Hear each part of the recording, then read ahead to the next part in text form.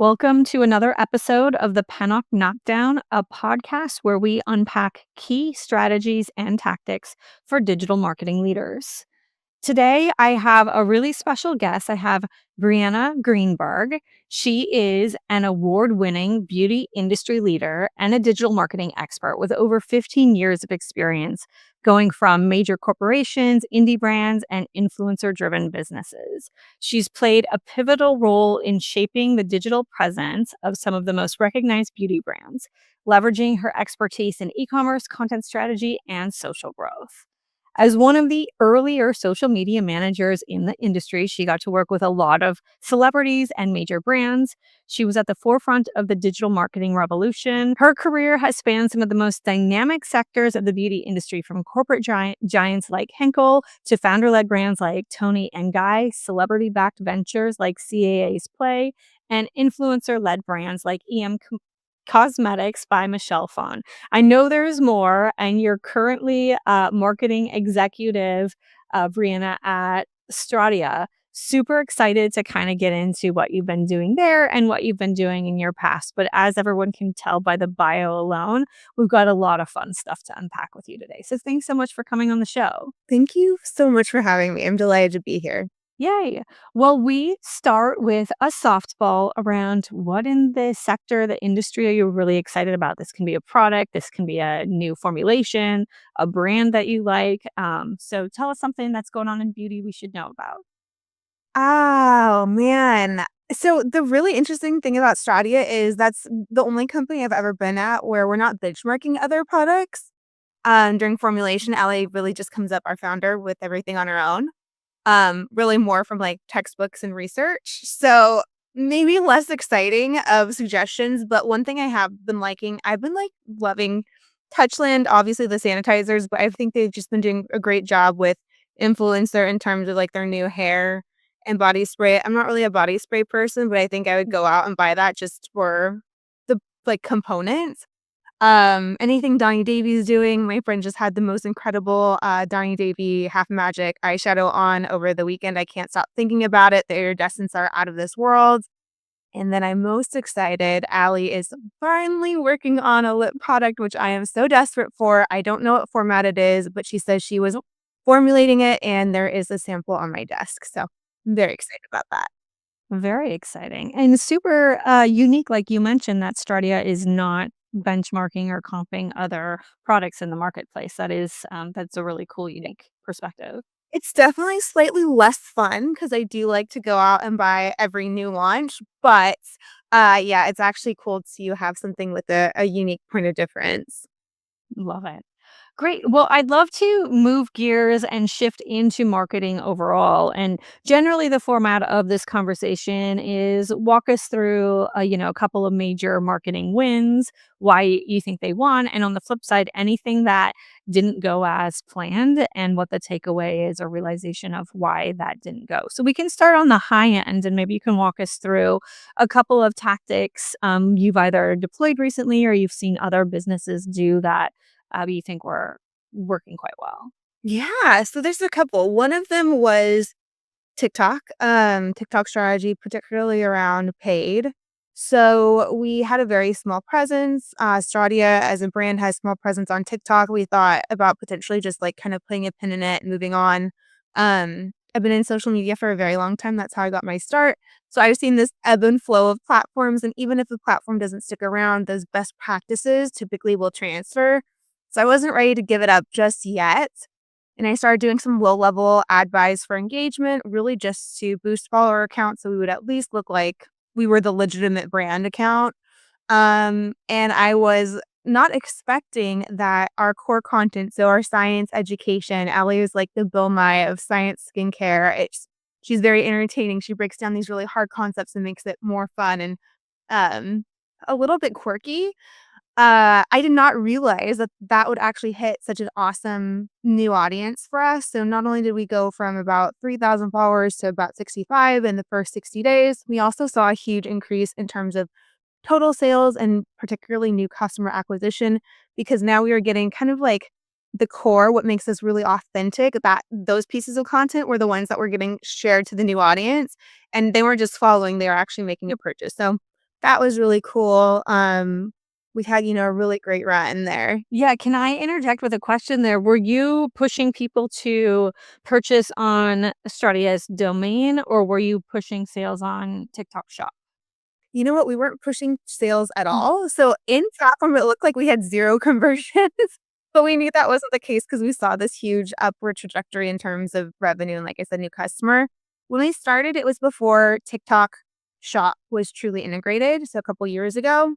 Now, I think people are gonna probably shop wherever they feel most comfortable, but I think a halo effect coming from, TikTok Shop, Amazon, and then our D2C, we see any of the wins on TikTok kind of translate to those 3 places. And then kind of came in live. So I think it was 2023, November of 2023, we kind of kicked off lives. Ali, our founder, kind of gone every day during cyber sales. And that was incredible for us. It ended up being so much fun.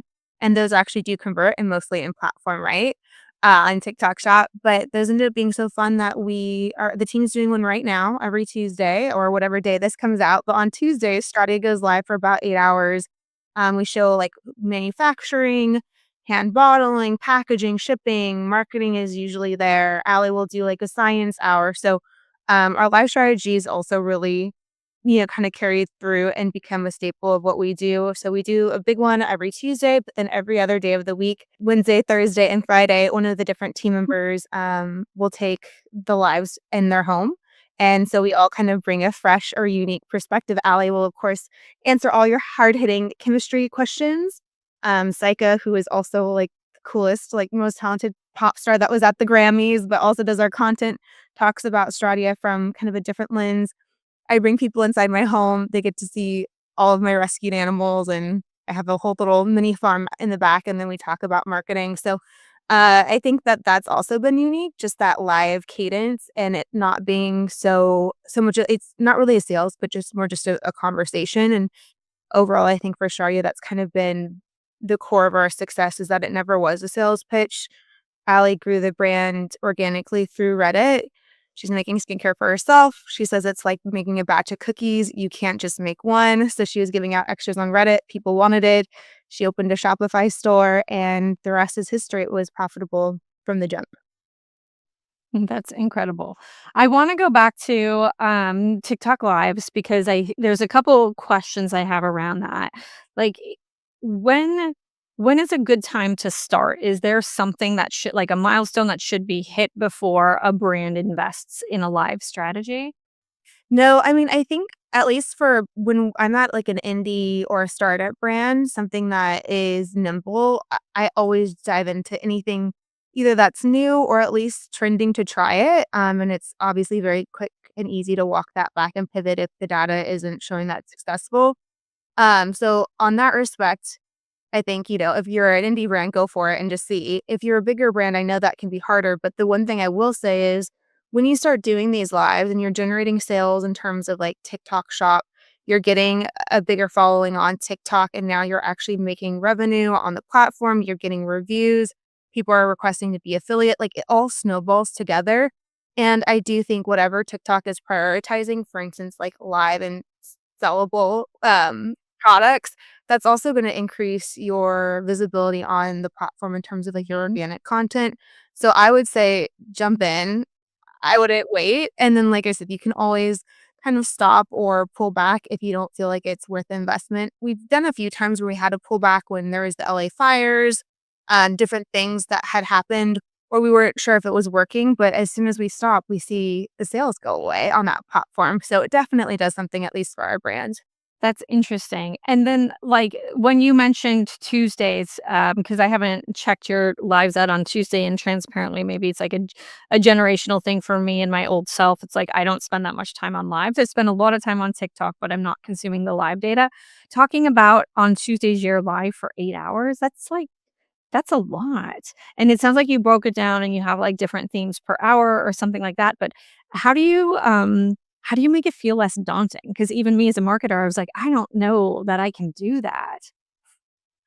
Yeah, I think I actually ended up going live right here in my house, on, like, Thanksgiving night, like, right before Black Friday hit, and it's just, like, what are you gonna talk about? The cool thing about, TikTok is your audience is there. They're really kind, they're really supportive, they're gonna be asking you questions. Half the time I'm talking about, X, Y, and Z, and they'll bring it back and be like, "Show us the skincare egg," where we mix certain products together, like, I think don't worry about the daunting aspect of it. It really will flow naturally. I think having an outline and, especially if you can, like, walk around from place to place and you're not just staring at the camera, that makes it easier. If you can do it with a partner, like, the first time, either go live, in different spaces with another brand or another partner, that's a great opportunity, or even just, um, in your own space with a coworker. That also makes it easier because you can riff off each other.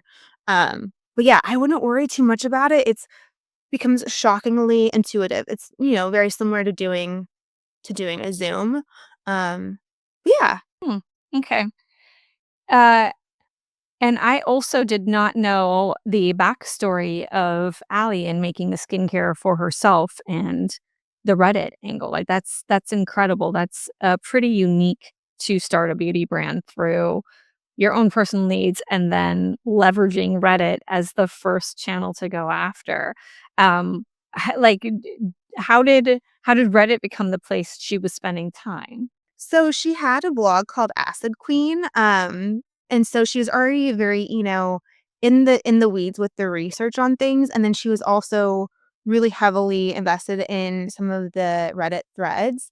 I believe she might have been like she's done, I'm gonna butcher it, so I won't tell you exactly which one, but I think on, like, makeup addiction or something like that, like, skincare addiction, maybe. She was one of the first Yeah. people and kind of the main contributor there at that time so long ago. So I think that's really where it came, and she's really cool and really nice and just is very honest and transparent, so she was probably just transparently sharing her story as she was trying to make her own skincare. I think the interesting thing is there's been so much in terms of transparency. So our brand is turning 9 in May. Um, but a lot has changed. So, in 2016, even if you're reading an EP list, you couldn't tell what ratio the ingredients were in. There's a lot of things that were really unclear.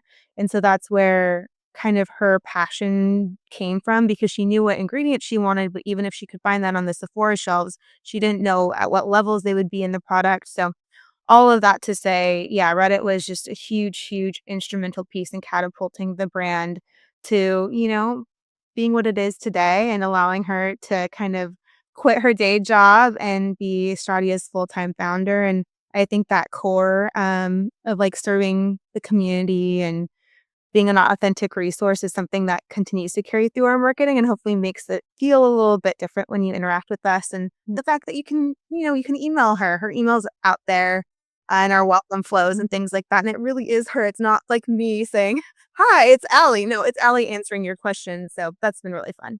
That's incredible. All right, so you told us about, 2 wins, both related to TikTok. So TikTok ad strategy where you had some ads going live, mainly with Ali's, like, educational pieces and not even intended or not even optimized for conversions, but you saw that huge halo effect, which is really exciting to see. We have seen that with a handful of our brands too. So, definitely, something for the audience to take home with them. And then also just TikTok Live, like, go for it and pivot should you need to, but otherwise just assume one might need to double down and build a stronger strategy for it. On the not working side, have there been any tactics in recent timeframes that just didn't go according to plan? Well, I am super excited. No one's ever asked me this. So I'm actually really excited to share the story of Play, which, if anyone wants to look up Play by Creative Artist Agency, or CAA, which is kind of our big talent agency out here, feel free to do so. But that was a brand that I really poured everything into. I did hundreds of photos. It was just, like, really cool. The site's not even up anymore. But one of the really big things we did to launch the brand was we did a 10,000 square foot pop-up. And a lot of it was super successful. We had, product try on, we had a roller skating rink. I had a 2-story bounce house made that was like you had to get on a ladder and climb up to bounce. There was just tons and tons of, like, interactive pieces where you could record yourself doing different motions. Dessoir was launching around the same time, so that was, like, our key partner. They were there. Anyways, just a really, really cool activation, and I had done a partnership with Sony, with Cobra Kai, so all of the Cobra Kai cast came one night. We had one night where, every media giant showed up in terms of key influencers, other celebrities and media, and then I had a TikTok night, which actually ended up being the most successful on TikTok. If you could imagine, it was, everything from clean talk to, people that were into sports were there and esports. So it was quite a different demographic. So it was really cool and it looked amazing online and it, was very flashy and shiny and wonderful. But one of the core things I struggled with was this was a month-long activation to launch the brand, a brand aimed at a very young demographic, so Gen Z and, I'd say like the early, the younger end of Gen Z. So, imagine girls around 17, 18, maybe even younger showing up to the event. And we did it in downtown LA in the Arts District in a place that was very cool, but very off the beaten path. Not the best parking situation. I was just imagining myself as a mom, would I let my teenage daughters go by themselves? And so I think trying to get people over there, no matter how cool it looked, no matter what that footprint was, I think was a huge challenge and something that I would caution everyone to look at first. I mean, what's the point of spending $250,000 or more on a pop-up if no one's going to get out there? So yeah, I think a lot of things that brands do in particular look really shiny and amazing on social media. And if that's kind of the core goal, great. But I think really thinking about things from a practical lens, and even if it was less extravagant, but just in a more foot traffic heavy spot, I think it could have been a lot more successful. And quite frankly, it only lasted for 3 months post-launch. So maybe a little, maybe we walk that back. Maybe it was around a little longer, but the core team was only there for 3 months. And I don't think they're selling anything now. And it was just such a cool brand. Yeah, so I mean, it does sound like there was a ton of, cool factor going into it and all of these specific nights. If you could turn back time, like, do you believe should a different location that was more, easy to travel to, I guess, be selected? Like, do you think the business would have done something different? I think that it would have helped, but I think that's the other thing in terms of what actually drives revenue. It's not necessarily the things that you expect. So we were Sony's very first beauty collaboration, and we partnered with Olympians and stunt women and a bunch of really amazing like UFC athletes. That wasn't like a huge moment for us. We Mhm. had the largest beauty activation at Revolve Fest during Coachella. Just an incredible build out, tons of celebrities. I was out there every day, like applying gems, and that didn't have the biggest translation either. I think at the very end of the day, when you are trying to make that conversion, it needs to be a lot deeper than just this general brand awareness piece. And I think a lot of that, if it's going to be transacting on a digital platform, you have to focus first on that digital footprint before doing everything else. So I think that there were a lot of learnings with the brand. I think Yeah. that it just needed a little bit more time. I mean, 3 months isn't enough to proof success, and CA had a number of other brands that then never even got to see the light of day even though they were fully developed. Got it, and that was, like, kind of judged as a symptom of what happened with play? I think that just funding ran out, Yeah. quite Oh, wow. frankly.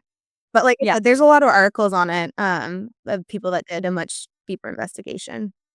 Wonderful. All right. Well, that'll be fun, fun for downtime It was when we. go big or go home, you know? Yeah.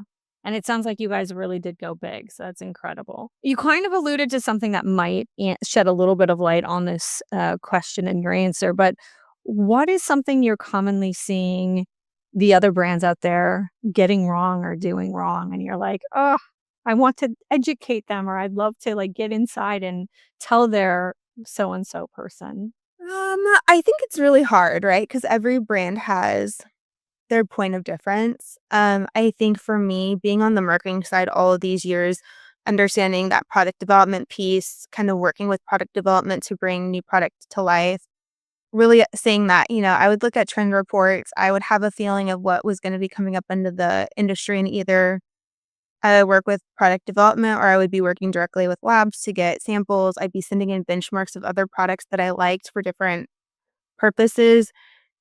and kind of seeing at the end of the day how backwards that truly was. Because basically we would get a sell sheet from the manufacturer of these ingredients with their top highlights, and then marketing's off to the races. You can kind of just spend that information any which way you want. Obviously, like ethically and honestly, but if you're getting one thing from a manufacturer and they say you're allowed to talk about it and legal approves it, you can just kind of you can say a lot of things. And so I think being with a very science-focused, chemistry-minded founder has been exceptional to really understand, wow, the power of the marketing team and Yeah. the fact that a lot of us did not know what we were saying and that we should not have been saying what we were saying. The claims that we make, even though you get third-party data and testing to prove them, there's a lot. There's a lot that's being said out there that might not be factual, and I think I would caution everyone to just take a really deep look at that. Anytime there's a proprietary, like, cool name to a complex, like, that's kind of a red flag, because that just means marketing got to make up a cool name and make it sound scientific or smart a lot of times. Yeah. So, I think a lot of that. I also, have a different perspective on clean beauty. So I've been at clean beauty brands, and I think there's definitely like a time and a place. But I think there's a lot of miseducation around what does clean even mean, and is it always the safest route? And I think that's where Stratia comes in with a lot of education on parabens and effectiveness, Yeah. and truly making the safest product possible. That's super cool. Okay. We're getting close to the end here. I've got two more questions for you. One is about like changes in maybe like marketing channels of focus, technologies of focus, now that we're well into 2025 and trying to do things a little bit differently than we've done in the past. Have you kind of put any emphasis on new areas of marketing? Yeah, I think the big thing for us is looking at the tech stack. So every year we go through a tech stack audit and we either find new partners because there's better technology, or we add partners. I think now it's all about really understanding what is actually working. What is actually driving revenue? What is driving a conversion? Because obviously every platform and every partner is gonna claim like the same chunk of change, but when you add it up and it's like $1 billion, you're like, there's no way because my total sales aren't $1 billion. So somebody's claiming that same dollar. So for us, it's really honing in and trying and testing to see what's actually driving, and seeing like how else we can validate that either with third party software or just with our own experience on D2C, and kind of seeing what those analytics look like.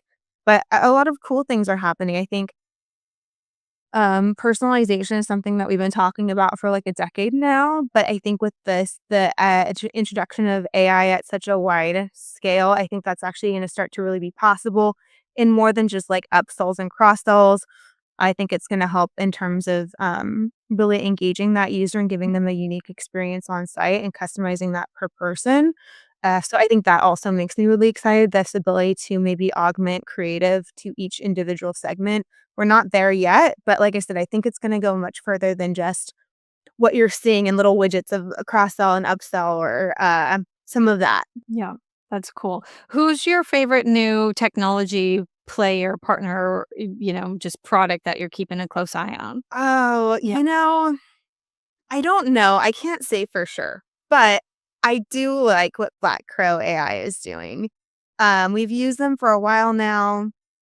I'm not saying that I would always use them, but I think this concept that they're onto is really interesting. And I think we're also going to start seeing this type of technology embedded in all the major partners, whether it be SMS partners, hosting partners, or like email partners. Like I think that is going to be mainstream now. So I've really liked what they've done, Crow AI. Got it. Well, I appreciate all of the insight today. I would love to have you leave the audience with um, some advice you would give your younger self on kind of starting over in this industry. If I were to start over in this industry, well, I guess I didn't start in beauty. I started in digital. So I was at an agency and I was like one of the only women. Maybe there would be a second one every once in a while. And I think really early on, I made it a commitment that I want to see at least one woman in leadership, or it wasn't probably going to be a good place for me, even though the work was fun. I think it really impacts culture to have a little bit more. I don't even want to say diversity because that's sad. Half the population is female. So, but just having that different perspective at work. So, I think I would have told myself at a very young age to kind of go for that. And I made that switch more than a decade ago, and I haven't looked back. And I've always gotten to work with incredible female founders, board members, VPs, presidents, all of that. And I think that's really helpful. Yeah, yeah, and I mean, the beauty industry does have a little bit more of a heavy lean towards females in leadership than other industries, so that doesn't hurt either. No, and also I feel like it was one of the first industries that didn't matter what age you were, your gender, any of your identity. It's truly what can you bring to the table? Like what passion do you have and what do you want to innovate on? Yeah, I love it. Brianna, this has been a lot of fun. If people wanna follow you, get in touch with you, or learn more about Stratia, where should we send them? Yeah, I go to Stratia Skin on TikTok or Instagram. We are always online and listening. You can ask us your questions, DM us, and I will get back to you, or info@stratiaskin.com. We're all on that as well. So that'd be great. Sounds great. Well, thank you so much for being on the show today. Thank you for having me, Nikki. I appreciate it. Yes, my pleasure.